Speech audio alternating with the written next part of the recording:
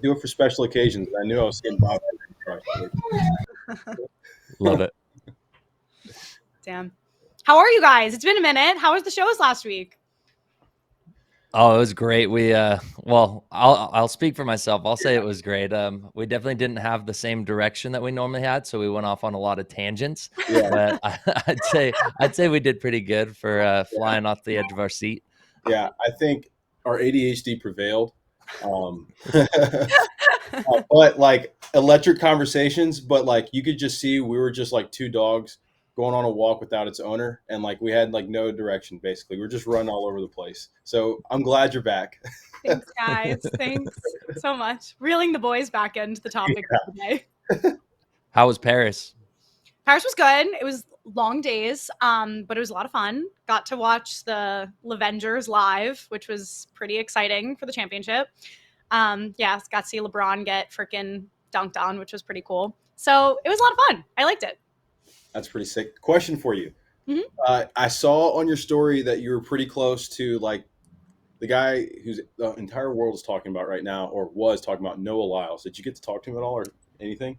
Yeah, we did. We interviewed him. We talked to him. He's actually one of the talent that I work with, makes a lot of track content, and he's pretty good friends with him. So we were on a broadcast, like a national broadcast was interviewing him after he won the 100-meter, and he literally stopped the broadcast to like come over and say hello, which was really nice. Nice. We did interview him. I will always say this, Noah is one of the like nicest people that you could talk to. I know he gets a lot of backlash on social media because he has some pretty outlandish takes sometimes, but he's very nice. Like he is very nice. He's just confident. Actually, I'm curious about like what you guys think about like how confident he is. Like, do you think that's just why he's so good?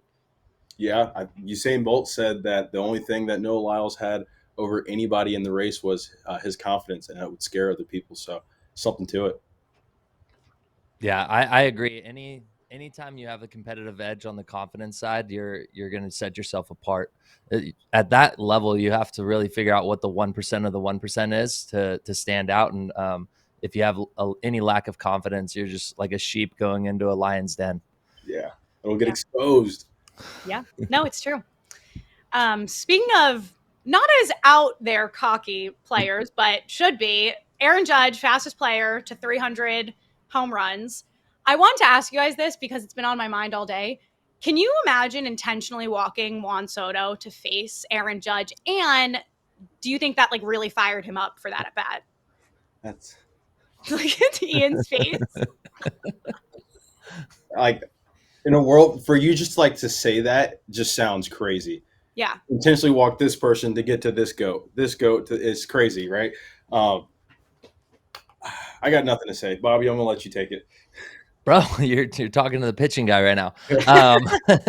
If I had to face both those guys, it would just be like, man, who do I want to look like an idiot against? Like those guys are both so good, but yeah, to get to Aaron Judge and from his perspective, getting intentionally walked, it's almost like a sign of disrespect, and he for sure made the most of it. But jeez, That's pretty awesome though, dude. Imagine like how he felt in that moment, just like walking up to the plate, knowing what just happened. You know, that's nuts. By the way, so I got to see that guy play like 2 years ago. And speaking of the confidence thing, like when he just like walks, he commands attention. It could be because he's 6'7", almost 300 pounds. That could be part of it too. But he just oozes with confidence, and you look at that guy and you just believe. Like when I was on the field, I was like, okay, whatever like that you do, I believe that you're the best in the world at it, just by how you handle yourself. It's something to marvel at, honestly. Yeah, no, I completely agree. And I also think Judge, like, despite having a very calm demeanor, he does kind of get like fired up a little bit. Like since that ejection that he had earlier this year after having a rough start in April, he's hitting like 350. He has 40 home runs. And it was funny because they asked him about the intentional walk and he goes, yeah, that kind of pissed me off. I'm like, holy shit. Like not somebody you want to piss off in the league at all. But I'm glad he's showing us a little bit of that because, you know, he's been Mr. Perfect this whole time. And so it's nice to see that he's kind of human too, you know? He's not the size of a human, and he doesn't act like a human. I was kind of doubting it for a while. Yeah. He's the modern day Albert Pujols, just like I'm not a machine. Yeah. I agree. Do you think there's any world where Bobby Wood Jr. could surpass him for MVP, or is this just like a lock now? Like, we shouldn't even be having the conversation, because I see graphics all the time that like, who should be the MVP. I'm like, I don't really think there's a debate here. Yeah. I'm with Judge 100%. And whenever you play like that and you're a Yankee, it like solidifies. Yeah. Mm-hmm. I think so. Yeah, it's I think it's all Aaron Judge in my opinion, but we'll see what happens. There's still a little baseball left. Yeah. Got like 2 solid months. Come on. There's anything can happen. But moving on to rookie of the year, Skenes and Merrill are battling for the NL. I think Colton Cowser, I mean, there a lot of things could happen for the AL, but I think it's going to be Colton Cowser. Would you guys give it to Skenes or Jackson Merrill?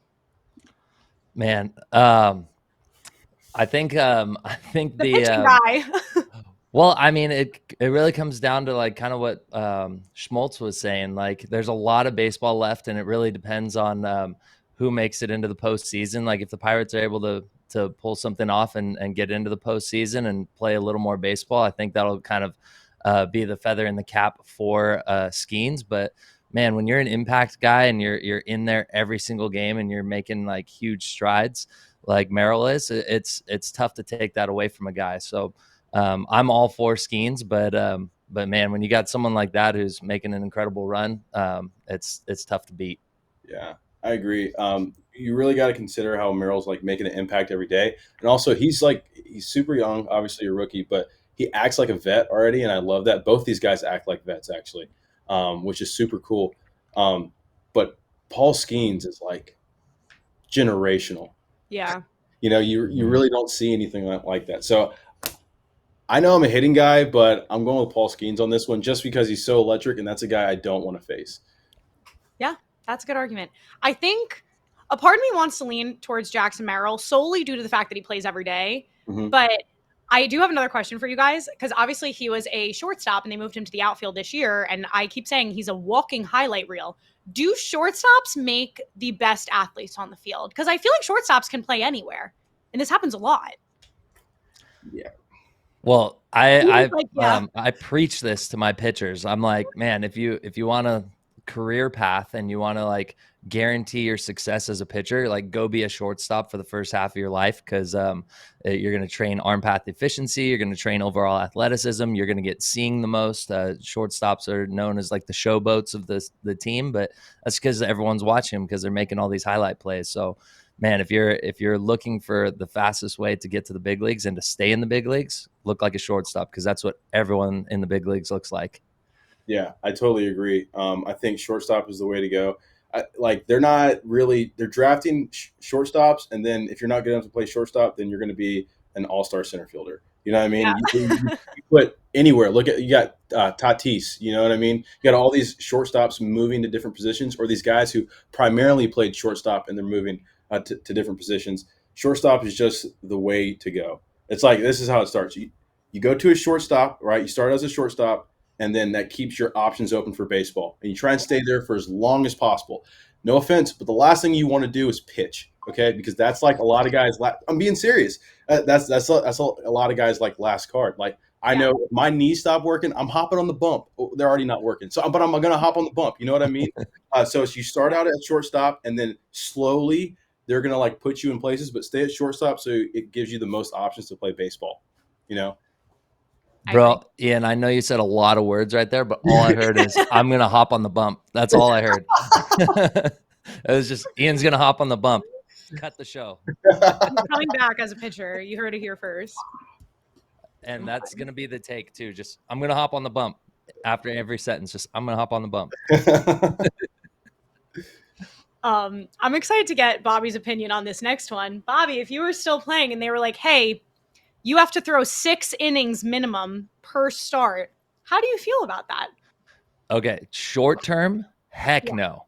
Long Okay. term, maybe, but like after reading the whole article, because I was like a hard no, because I can just imagine that 1 inning, 100 pitch count without an injury, and what that's going to do to people's career. But after I was reading through it and then kind of taking everything into consideration, like if it's like a grassroots slow trickle into the league, then it could work. It would just kind of produce more me's and less Skenes.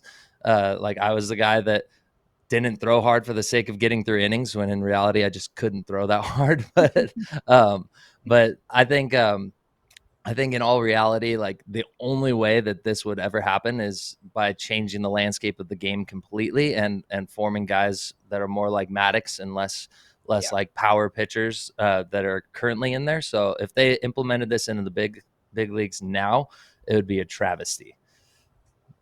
Yeah, I'm with Bobby 100%. I couldn't say it any better. Yeah, the reason I'm a little bit concerned about this is that we're dealing with so many injuries right now from starting pitchers.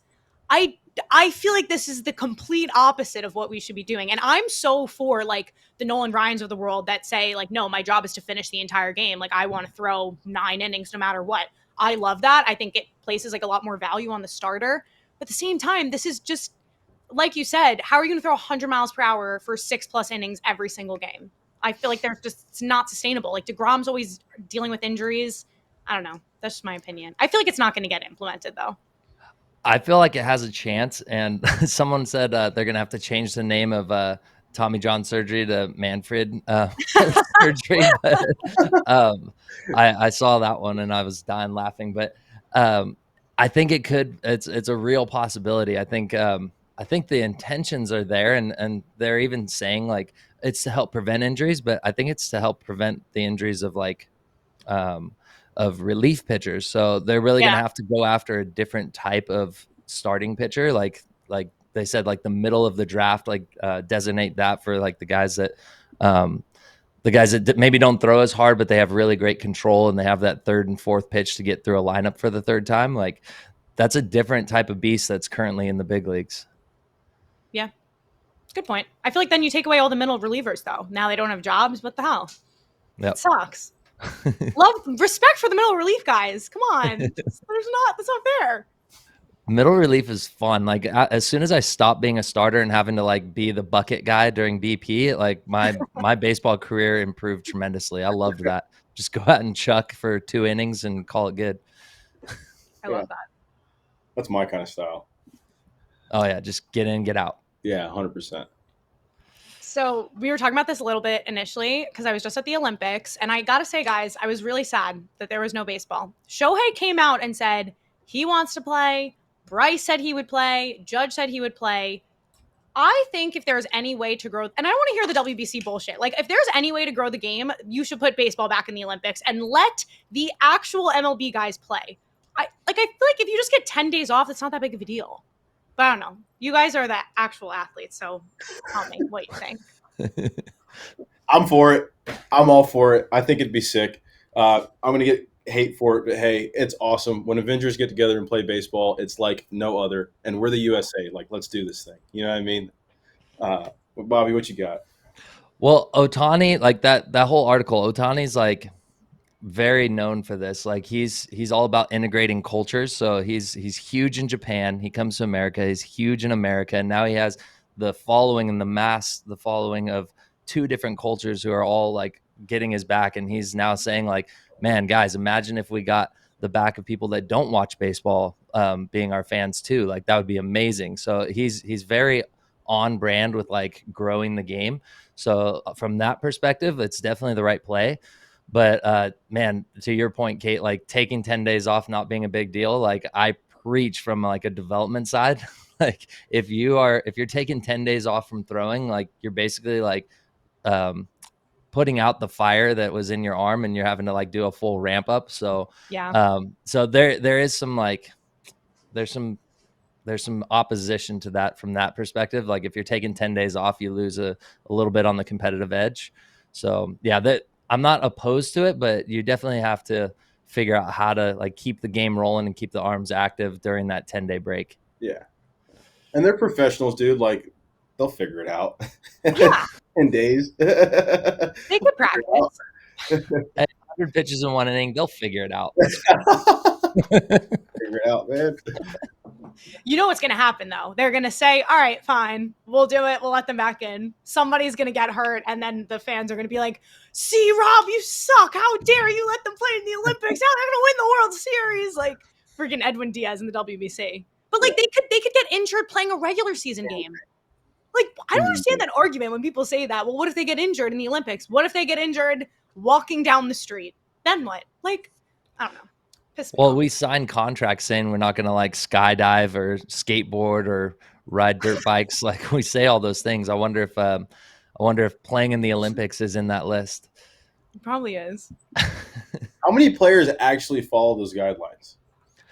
Well, we don't know. We only know the guys that don't follow them because they get sued or the contract gets impeded when they get hurt. So Yeah. I forget who. I think it was Bumgardner. Like he went quad riding and hurt himself and like had a big fine and it was all in the news. Those are the only times you hear about it. It's like it's one of those hush hush things. Don't get hurt and we won't hear from you. Yeah.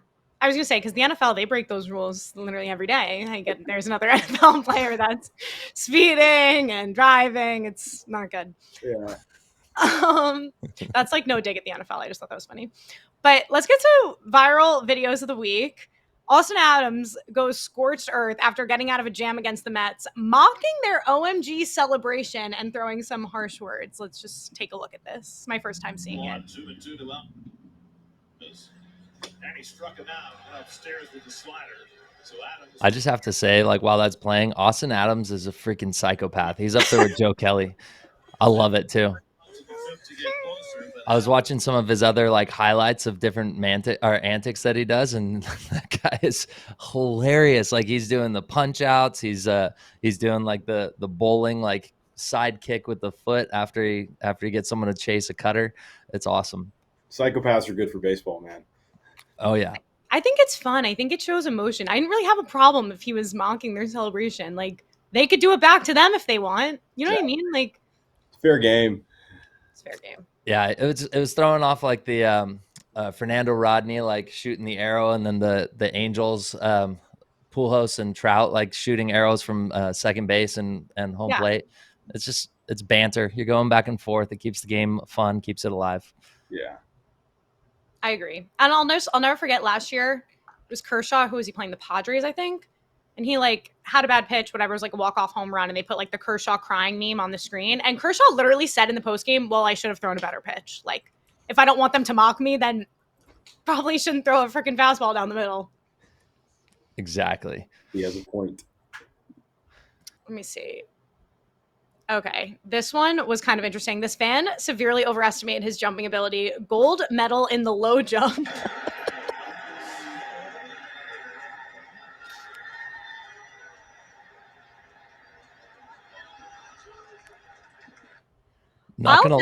Sorry, go ahead, Bobby. Oh, I was just going to say, when I was watching this, it just brought back spring training vibes for me when I was trying to do my vertical jump. And that's about how high I can jump. Wait, what is your vertical, do you think? Oh, I have no idea. I'm probably 10 body fat percentage more than I was when I was playing, but 10 or I think when I was at my peak, it was fairly decent, but definitely average for a pitcher. Nothing above average. I was born and bred to throw a ball, not jump. Yeah. My feet were designed to be on the ground, not off of it. Yeah. There's some pitchers who have some crazy verts. Some of those like wiry athletic guys who throw really hard have like insane bounce. It's funny how like you can have guys who don't really like who aren't that explosive and can't jump like that. And then you have guys who are super explosive, but they still throw just as hard on the bump. I think that's crazy. Yeah, I was reading this article. I think it was by Eric Cressy, and he was talking about the correlation between vertical explosiveness and correlating it to fastball velocity, and it was very interesting. It made me rethink kind of my approach to really prioritizing rotational stuff and starting to get like more into explosive stuff. Bobby, you're convincing me to be a pitcher, man. I got a pretty good vert. Yeah, I'm telling you, bro, we're getting you on the bump. I would love to see Ian just like pitch one inning for fun. I did. I didn't tell you guys. I didn't tell you about No? this. When? It was a few days before I got released. It was horrific. I threw. I had some nasty pitches, not really in the zone. I hit 93, which is really sick. I threw a nasty slider at 2,700 spin rate, which I guess it would have been nasty if it didn't go 46 feet. So if it would have made it all the way to the plate, it would have had a lot of break, but I spiked it. Yeah, that was my pitching performance. I walked a lot of guys. I beamed some dude and then looked at the dugout and smiled. Shouldn't have done that. Oh my gosh. Shouldn't have done that. Didn't beam him on purpose. I had no clue where the ball was going. I mean, everybody should know that at that point. But yeah, that was my pitching performance. Walked a lot of guys, hit a few guys, hit a 93, high spin rate. That's good. That's all you need. Sounds like a career in the making. Let's go. Yeah. That's so funny. Speaking of pitchers and one of the greatest of all time, the clip of Greg Maddux and Barry Bonds talking about their matchups, I have to say, I watched this full thing. My eyes were glued to the screen. Like I could literally watch a 3-hour documentary, I think, of just them going back and forth. And a lot of people were commenting like, oh, I didn't realize the psychology behind baseball. Is that I'm like, oh my gosh, these people, like casual fans actually don't like understand the logic between like a pitcher and a hitter. Mm-hmm. Yeah, I'm like a huge fan of that because I never think about the hitter's perspective. I always think of like, I don't know what they would be thinking in the back of my head, but to kind of hear Bonds's like take on it while it's in real time. A lot of my approaches when I was playing were kind of like feeding right into what Bonds would be thinking. Like I kind of like paused the video and kind of thought about what I would have done in those situations, and Bonds would have owned me, man. Like he's such an elite thinker, and he's playing that game of chess, and yeah, he would definitely beat me 10 times out of 10. Yeah.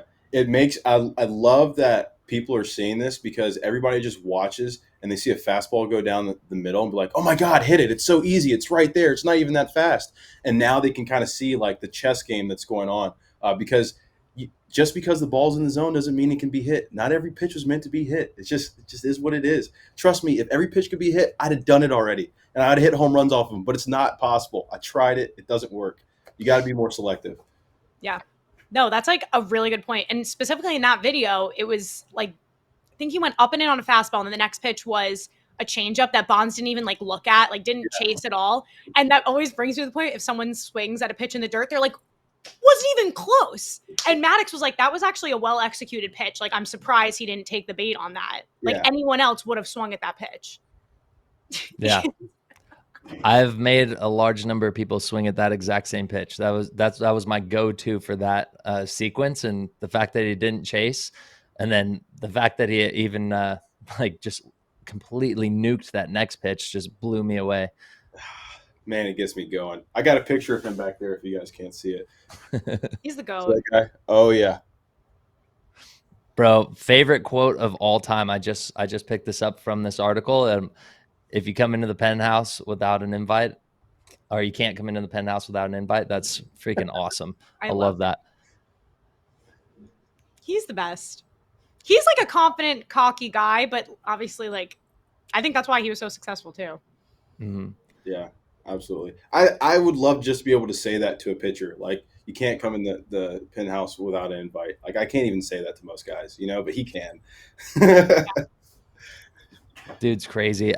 And Maddux, man, Maddux is like my hero. I love that guy. He was exactly who I was as a pitcher, like just a crafty, like trying to locate stuff. I didn't locate nearly as well as him. He was the surgeon, but the fact that guy who is known to be like the surgeon, and he perfectly executes everything that he does, and Bonds just like completely owns him there. That's crazy. Oh, Bobby. Okay, so what about this? So at one point, he made a mention that it was an inside fastball that he took where he got jammed on. It was 92 miles an hour. Okay. I was thinking, I looked at that, and yeah, Bonds is my favorite player and he's immortalized for me, but 92 miles an hour, I'm like, dude, that's like high school, college baseball now. Like, now I get Maddux had the extreme movement and everything, but the average pitcher that Bonds is facing is like closer to the average SEC arm now. Do you think, or am I way off the mark on that?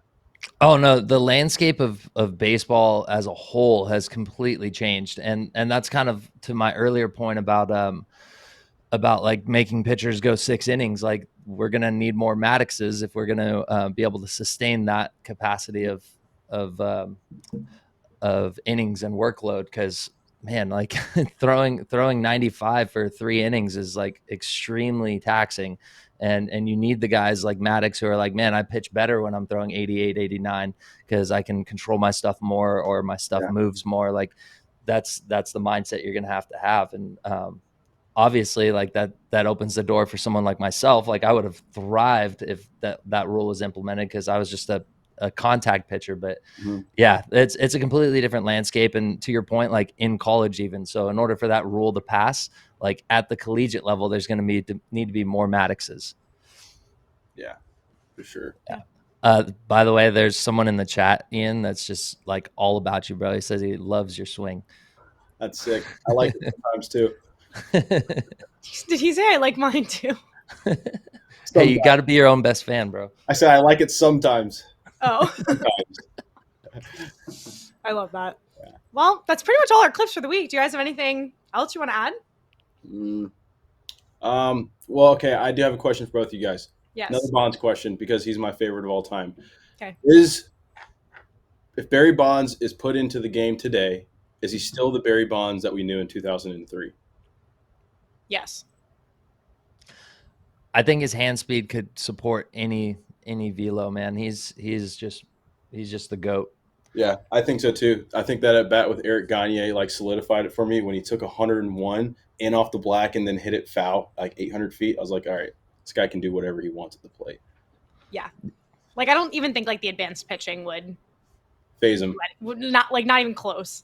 It was funny. He was like, "What would you do against Satchel Paige?" He goes, "Oh, gone. I didn't home run."